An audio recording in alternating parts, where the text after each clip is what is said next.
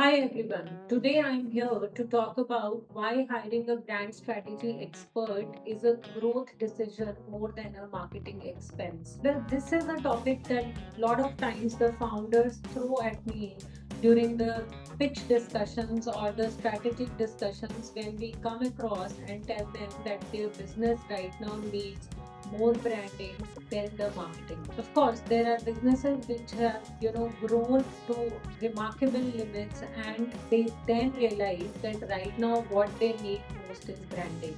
So now why do businesses need branding and how we can say that brand is the thing that drives growth outcomes, why a business needs it. Primarily, a brand strategy expert will bring in the frameworks around your brand messaging and narrative, which is very important, which we do not realize when we are on a growth stage.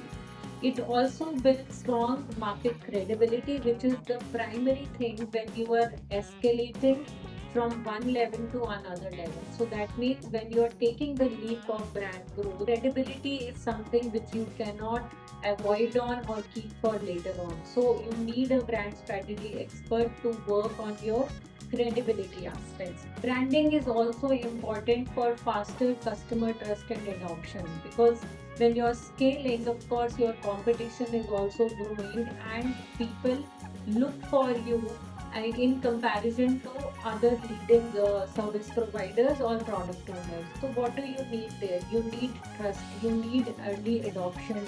So, is your brand, is your marketing conveying that? If not, then probably branding is the thing that you need most, and that is why it makes it a growth decision.